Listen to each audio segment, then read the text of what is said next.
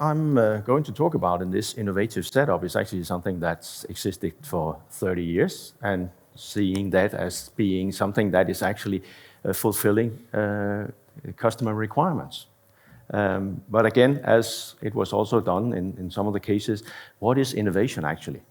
And innovation can be a lot of things, it can be quite fluffy, but if we're looking at it in a context of roaming, I think, and mobile industry in general, I think that the innovation is actually when we can have better services towards our customers so they get more attractive based on the foundation of simplification within the industry. And I think that if we keep that in mind, that it will be easier for us to make sure that it's useful innovation and not just innovation for the sake of innovation. So I think that we need to take the customer perspective into account here and looking at what are the customer's requirements when we are talking about IoT customers. So it is like roaming is a mutual setup. We have roaming partners and we exchange traffic, but actually the basis of roaming is to allow the roaming partners' customers to visit the network and have services in a foreign country. And of course, in many cases, it is actually the customers that roam. They travel and bring a smartphone and everybody's happy. In other cases, it's the customer's products that roams, where we have customers developing very nice products, and then they are selling this in a global market, which means that it is the customer's products that roams and not the customer as such. And I think that it's important to have this in mind that when we're looking at this, because very often when we've been discussing roaming, usually the roaming partner says, oh, please send all your customers to us. Then we will host them in our network. But on the other hand, I mean, very seldom I hear, send all your IoT devices to our network and we will host them. Because there is a conception that IoT may not be profitable. But it is, and with the development of IoT services, we're also seeing that there are IoT services which are using only a few bits, and others that are actually using much more than a smartphone. So there's a big diversity in this, and I think that's really valuable and has to be kept in mind. And also that, of course, the visited network should be compensated for hosting the devices. So when we are looking at this, what is then the customer's expectations? Because at the end of the day, the inbound roaming you see in your network and the inbound roaming we see in our network is our roaming partners' customers. So to make sure that we are getting customers in our network, then we have to make sure that we are supporting them. And one of the issues is speed to market. I mean, when you come up with a good idea and you have a global marketplace, you really want to have the business by having a fast execution of this. And there, roaming is a very good use. And what we've just seen in the previous session is how can we actually get that done smarter and faster. And also the flexibility going from different technologies, whether it's LTE, then moving on to LTE-M and vice versa. So that's also an aspect of this. And security, we are offering, at least as a basic, a dedicated IP network and also networks with security elements. So the basic of security is in place, and it's not like a public Wi-Fi with open internet. It's a completely different service we as mobile operators are providing. And then we have my favorite part, which is the simplicity and predictable cost. So the customer wants to know what's the price of this. And that's where we have some of the challenges in the industry with a lot of elaborate discount models. We saw a presentation yesterday where there was a way of solving that. However, it can be done in a smarter way. And I think that's where we are looking at this. The innovation is not to have so much new services necessarily, but actually simplify the approach that we have. And as I'm going to say about the speed to the market, wouldn't it be great that we could just open defaults? And we actually saw a step in that direction in Celes' presentation, depending on whether we believe that the configuration can be done so we can just do this. But it would be such a wonderful world for roaming if we just open for default. And also linked to Hutchinson's presentation, where the administrative process is also improved. So there are ideas, we just need to execute. And again, I mean, if we are in the situation where we're looking at an idea, if it's not benefiting the customer and simplifying our lives, don't do it. We should only do this if it's really smart way forward. And when again to the cost, wouldn't it be nice if we just had one discount model, one commercial model that would work for all services and all cases, instead of having, I don't know how many different discount models. One model, that would be great. I think there would be a t-shirt, or maybe even two, if somebody could come up with that idea, right?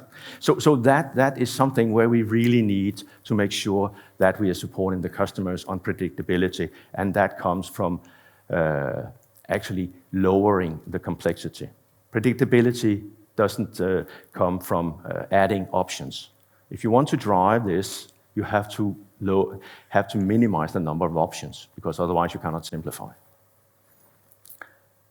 So then again, the international connectivity, it can be generated in two ways, as most of us here probably in favor of the international roaming, but you can also have domestic MVNO agreements.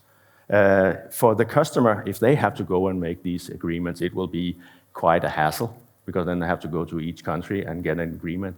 So of course there are, I'll call them MVNEs, that are capable of having the agreements and then offer them as a bundle, and that's fine. But there are some issues, not only having when the product is deployed in a given country, then it's easy. But if you look at the scenario where the communication device is produced and tested in one country, then the product is assembled and tested in another country and deployed in a third country.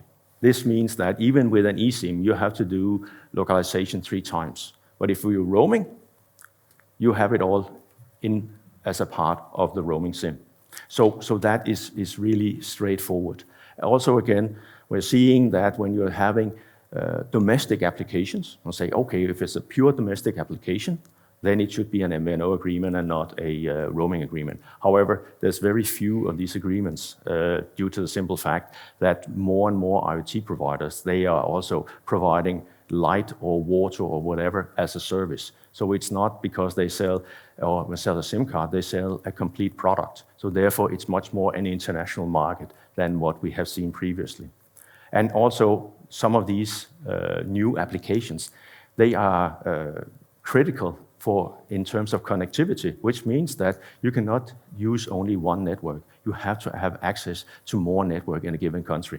And that's where roaming, again, very conveniently is able to solve that problem. So again, permanent roaming, it has been the hot topic for years in the industry. There's been lengthy discussions. I've been involved in these discussions in different GSMA fora. And still, it's kind of a little bit puzzling, because it's always the visited network that wants to identify it, but actually it's only the home network that will be able to identify if a device, or customer for that matter, is permanently roaming. Because again, if you're looking at this from an inbound perspective and you want to identify a given behavior and say that is permanent, then you will not be able to see this completely, because yes, there might be a static utility meter that in principle, of course, are permanently roaming. However, it might switch between different networks due to congestion on the receiving end or in the network. So it might not be in the same network permanently.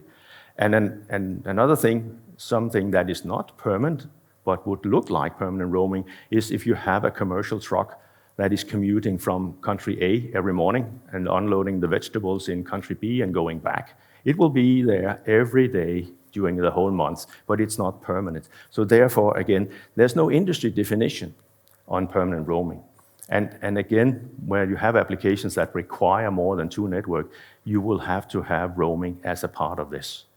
And in all these discussions we have had in GSMA, I have asked this basic question, where you have 30 SIMs in 1 day versus 1 SIM in 30 days. What's the network utilization's difference? So why are you focusing on having to identify this 1 SIM in 30 days if you're happy with having 30 SIMs in 1 day? And I think, again, there should be a T-shirt for being able to tell me what is the difference in network utilization, and also then why should there be a difference in the charging. So, summary, yeah, IoT has moved a lot since we saw the first applications. There's very, very few things that are not in some way connected. So it has moved from being a domestic access market to a global service market. We're talking about services and not selling SIM cards. It's services that the IoT providers are having. And of course, the customer, they will choose what is the smartest solution. And if we, as an industry, continue developing these things, and when I'm talking about developing, I'm basically saying simplifying things and making it easier for the customer, they will choose our connectivity and not competing technologies, because there are competing technologies as well. So if we mess this up, we might be challenging a huge business potential. And again, this good old roaming is actually a straightforward solution for providing international coverage to IoT. Thank you.